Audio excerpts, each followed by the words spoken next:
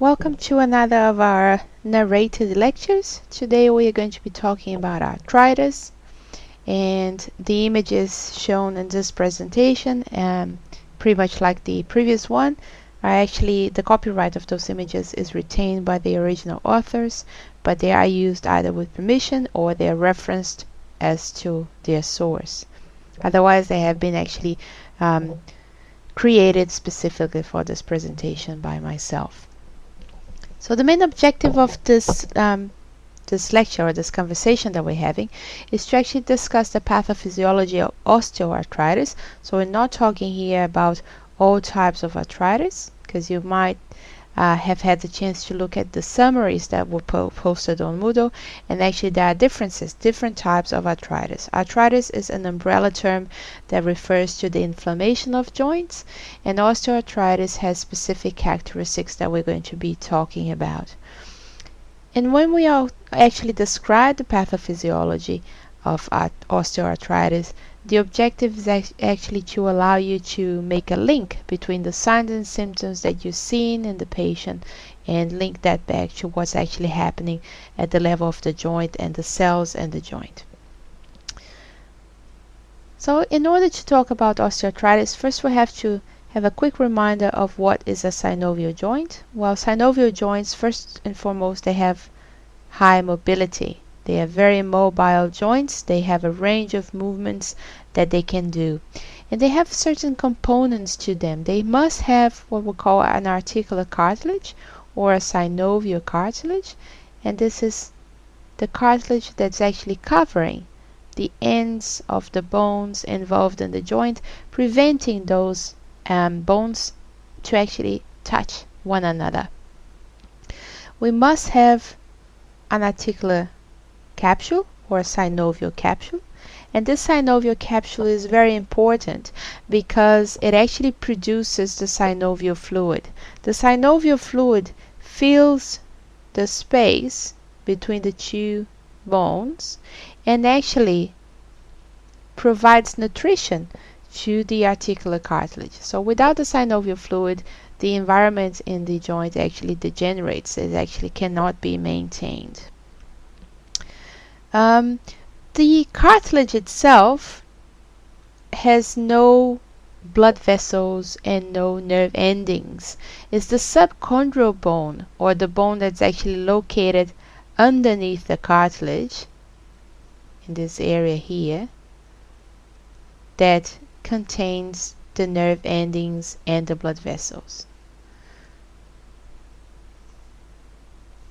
So what happens with arthritis? As I said before, arthritis is a broad term and actually involves several different conditions.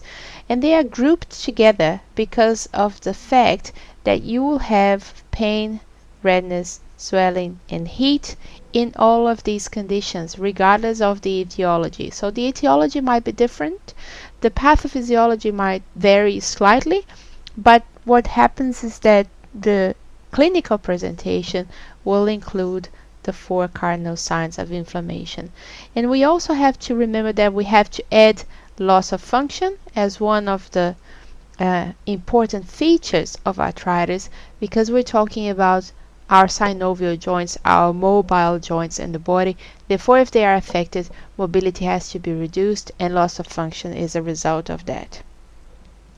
So if we just have a look at my drawing here, my representation of a synovial joint with our synovial or articular cartilage here covering the subchondral bone, and our healthy synovial membrane producing healthy synovial fluid, filling the space, the joint space. Imagine that we have again trauma, or we have overuse of this joint, or we have the normal aging process where there is a decrease in the amount of cells being produced in relation to the amount of cells that are actually dying. All of this actually changes this environment and changes the characteristics of the synovial membrane. So if the synovial membrane gets inflamed and released our old friends, the inflammatory mediators, what do you think will happen?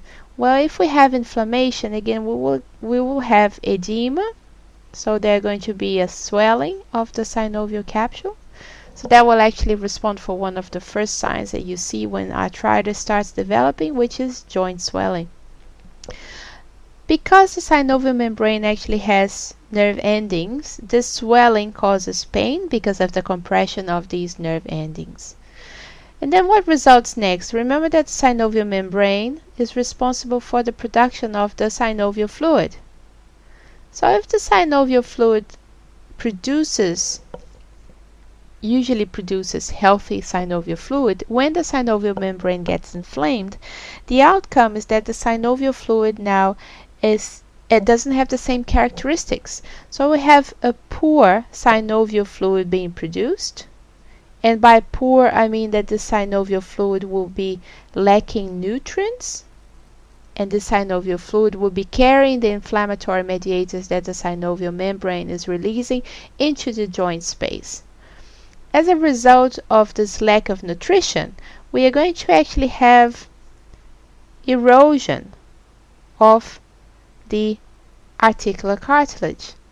So the articular cartilage will start to show signs of wear and tear, and in some areas will start to die and disappear.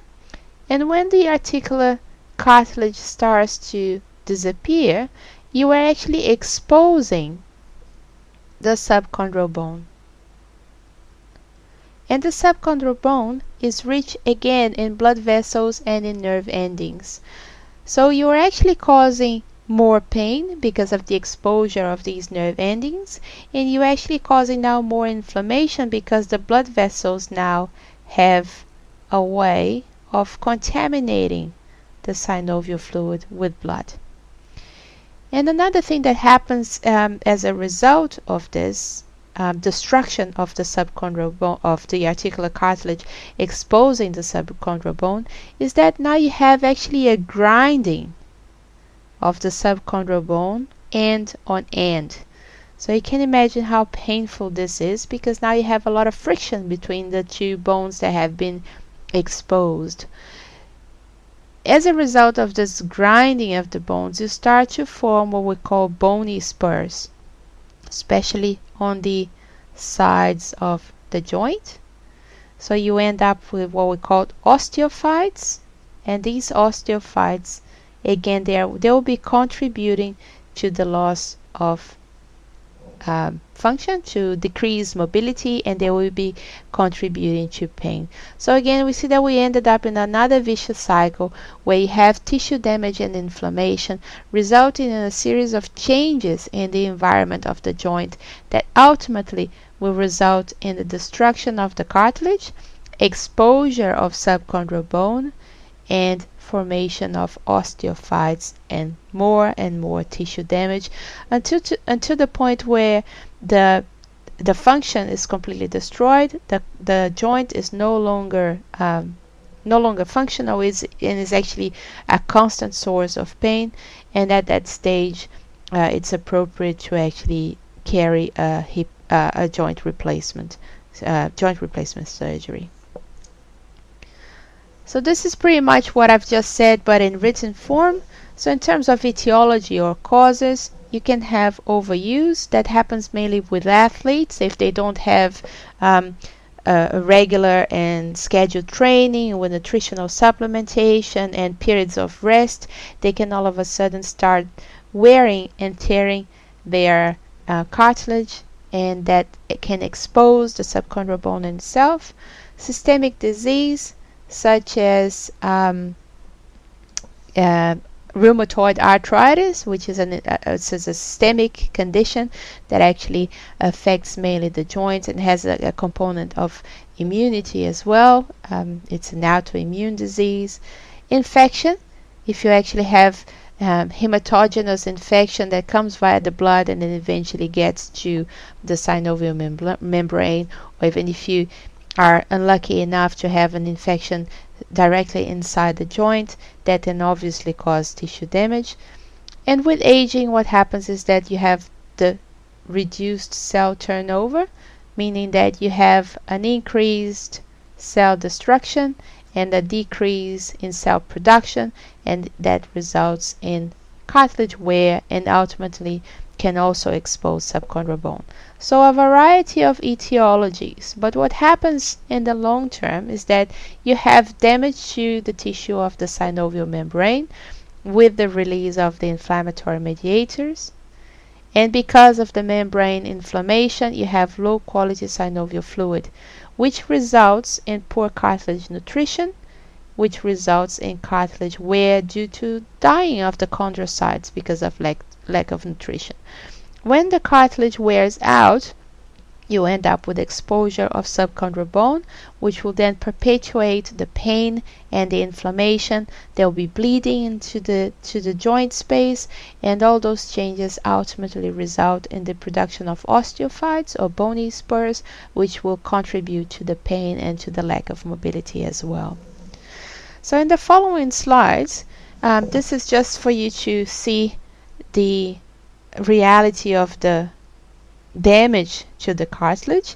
So although this is not a human joint, it's a similar process. So you have these lines over here that are actually indicated by the arrow.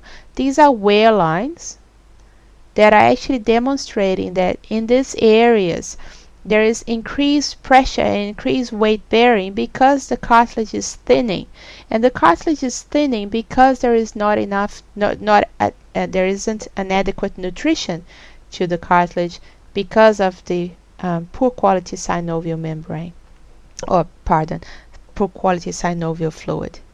So what happens over time is that you can see here that the cartilage has been completely destroyed, and in this area here you actually have the subchondral bone exposed. So I'm going to remove this for a minute so you can see it again. So all of this area here is actually subchondral bone that's been exposed, and this is obviously a source of extreme pain. Blood vessels will start bleeding into the synovial space. That will not only increase the pressure inside the synovial space, but also lead to more and more inflammation. So what happens basically is that we're talking here about a progressive disease, and it's basically telling us that this is a chronic condition. So what happens is that once the inflammation and once the degeneration of the joint starts, basically there is no stopping it. So there is no cure to osteoarthritis or to some of the other forms of arthritis, and the main objectives of the therapy are to reduce pain, to improve mobility a little bit, and to improve the quality of life of the patient, trying to delay as much as possible the destruction of the joint. So in order to achieve that, we have to use anti-inflammatory drugs and analgesics, and those analgesics sometimes have to be really potent because the pain can be extreme. Physiotherapy to a certain degree, nutritional management and weight control, especially because being overweight is considered to be one of the predisposing factors to acquiring osteoarthritis or to developing osteoarthritis. And the ultimate treatment when there is complete destruction of the joint is then joint replacement surgery. This is pretty much what we're going to be talking into the next few moments with this case study.